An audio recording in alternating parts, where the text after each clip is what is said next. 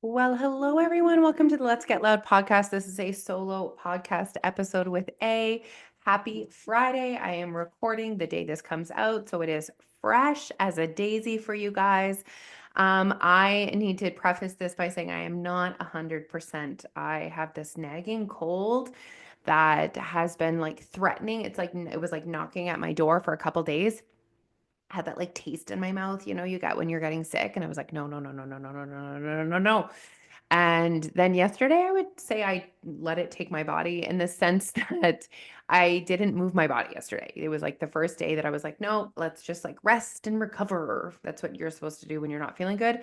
And I'm still not feeling good today. So I want my day back. I think it's bullshit. I think rest is bullshit. There you go. I said it. So anyway, I'm not feeling 100. It's just a cold. It's no big deal, but it's more annoying than anything because, as you guys know, if you've been a listener for a while, one of the things that's most important to me is that I have all the energy that I need to do all the things every single day from the moment I wake up to the moment I go to bed. And like my eyes are burning right now. Also, we know things are pretty serious because I haven't been craving coffee at all. Like I haven't drank coffee. I had to drink tea. I had to have some sort of caffeine in my body, but like didn't want coffee, like didn't taste good. Whoa, that's serious. Anyways, but here I am. How is everyone? Besides being sick, I'm having a great week. I'm in a great routine with the gym. Didn't go to the gym though because of me feeling sick. But I was in a great routine before feeling sick, getting my steps in. It is freezing cold here. It has been like minus 30, but beautiful blue sky. So I can deal with minus 30 when it's beautiful blue sky, but I don't know, usually in the winter I don't find it too bad, but lately I've just been like, "Oh, I hate winter." I think it's because now that the kids are older, they're in activities and I have to leave my house at night in the winter. That's when things are serious. Like you need me to leave my house when it's minus 30 and dark? Absolutely not. It is a busy week here at the Hawkins, though. We have our busy weekend, I should say. We have Phoebe has a home basketball tournament. Piper has a basketball game.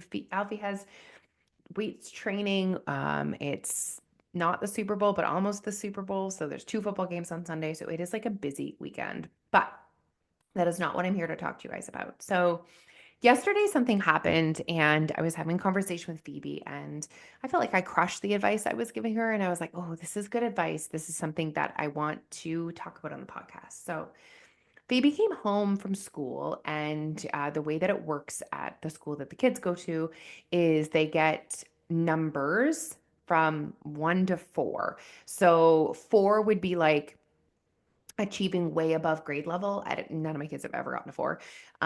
There's 3 pluses as well. I don't know if there's other pluses and other numbers as well. So like I've seen 2s, 3s, and 3 pluses. Those are like the norm, I would say, of what people get. So a 2 is meant to be not achieving at grade level. Okay. So Phoebe came home with some assessments and she had a 2 on a writing assessment, which, oh my gosh, so many things. I don't care. Like, I literally don't care. And I've told my kids this before. And, Phoebe being in grade 5, and I just think her teacher, and I'm not bashing her teacher in any way, shape, or form. She is a great teacher. She's very academic focused. I know her intentions are to just kind of um, teach the kids about expectations and the fact that they're going to middle school next year. But for sure, her teacher, is like, in high school, you could fail, like academics matter. Um, and Phoebe just has this personality where she just really takes things on. She needs to achieve. Like she's super high achieving and competitive and it's not even just high achieving because it's almost like no matter what she achieves, it's not good enough. Like she wants like the next level. She'll have a great basketball game. I'll be like, "Oh my gosh, you did amazing. Like we said we were going to work on our rebounds and you worked on your rebounds. You should be so proud." And she was like, "Meh, but I didn't get all the baskets in." I'm like, "Of course you didn't. No one gets all the baskets in." So it's almost like the only thing that would appease her is like peak performance at all times, which is not how human beings function. Anyways, so she came home, she had a 2. And often Phoebe, when she walks through the door, her emotions kind of implode. She held it together at school. She's a lot of thoughts and her brain goes quickly and she processes quickly.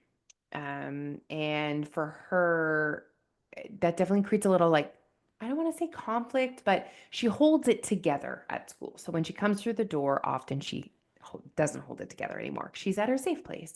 So she unpacked and she was very upset.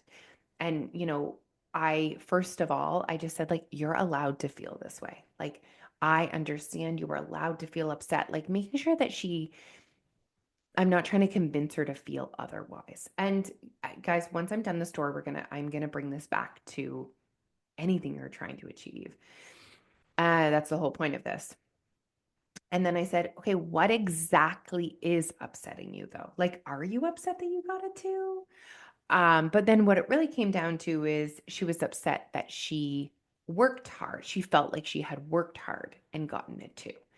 And that really opened up the conversation for me to talk to her about separating working hard and the actions and the actual numerical value on your actions.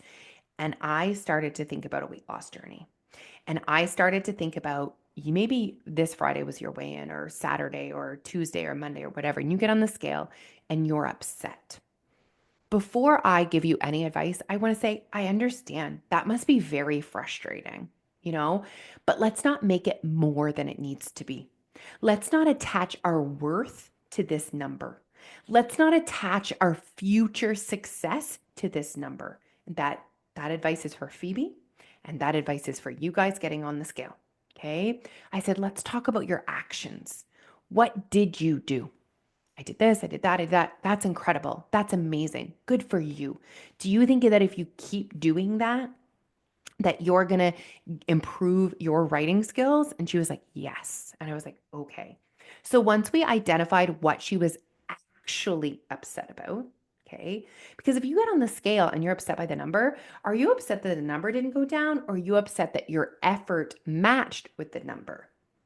What are you upset about? Are you upset with yourself because you know exactly the actions and you don't deserve the number to go down? So, making sure when you are feeling something, when you have an emotion connected with an event, that you understand on a deeper level what part is really upsetting you.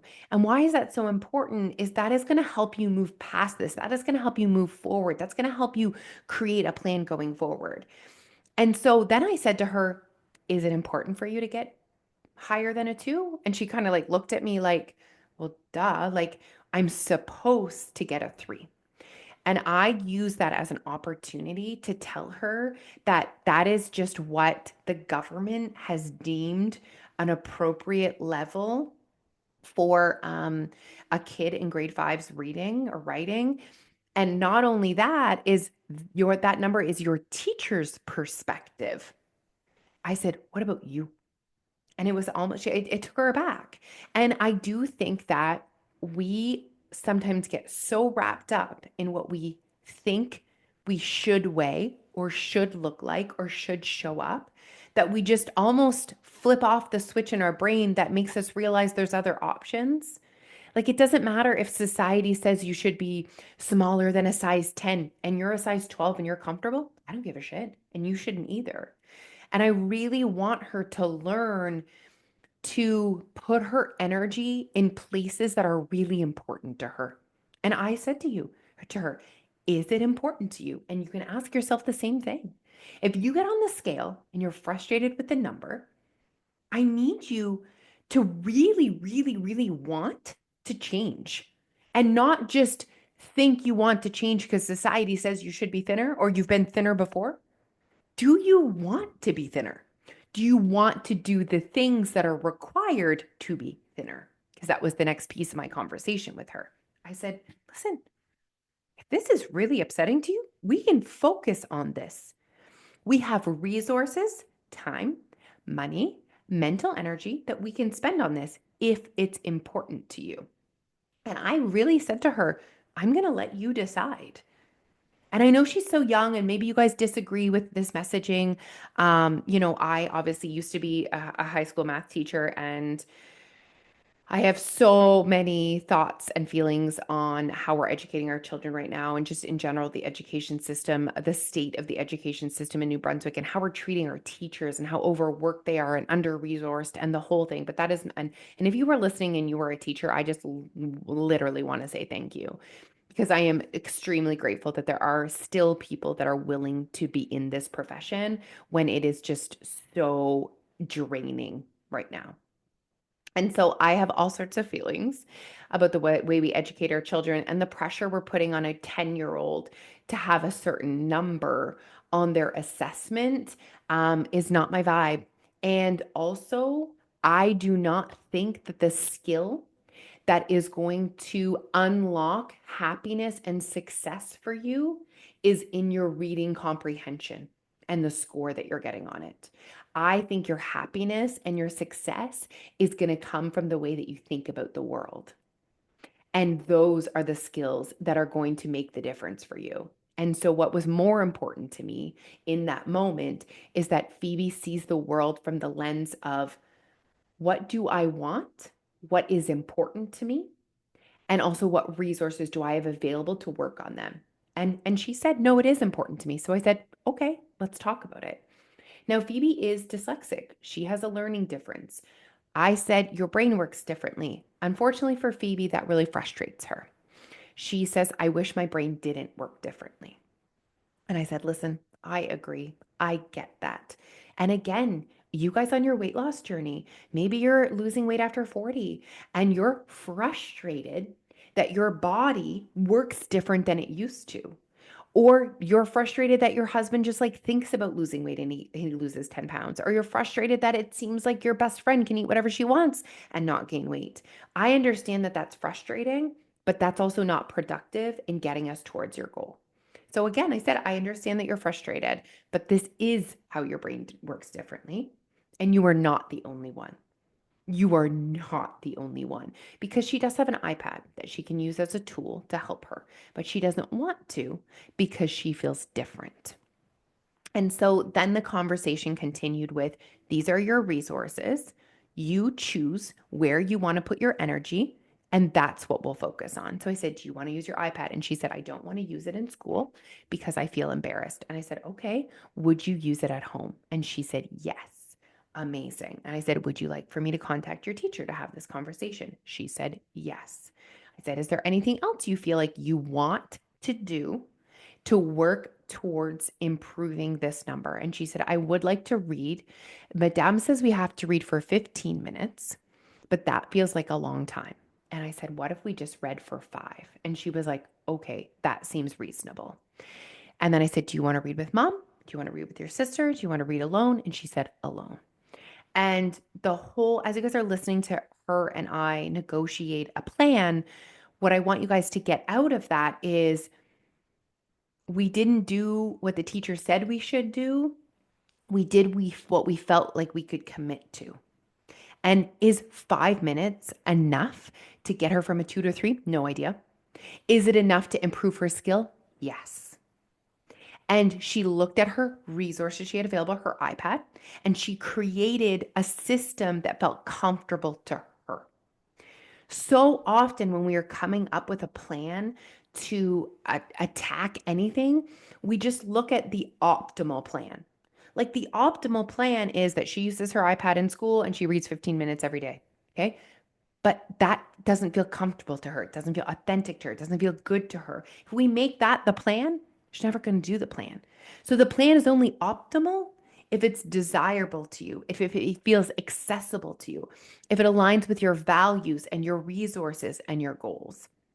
And so I just felt like this was such a powerful conversation that her and I had together. And I hope that she does take away from that the lesson that she is in control and that no one is to dictate what happiness and success looks like for her. But if something is important to her, that she has the power, I want her to feel empowered. She has the power to change that in a way that works for her. And that skill, I believe, is one of the most important skills that we could teach our children to feel empowered, to feel like if something is important to them, they can make a change. So there you go.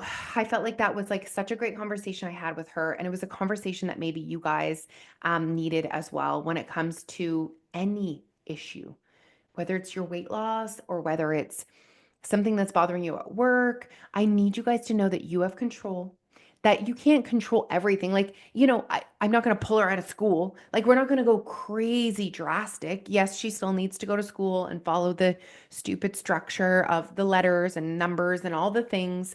But it doesn't mean that we have to do all the things. Like, we can also go into it with a rational mind and still holding true to who we are and what's important to us. Okay. All right, everyone. Thank you for tuning in. Like I said, short, sweet, kind of deep, kind of reflective. But I felt like that was a really powerful conversation that I could share with you guys. All right, everyone. Have an absolutely amazing day and amazing weekend. Bye.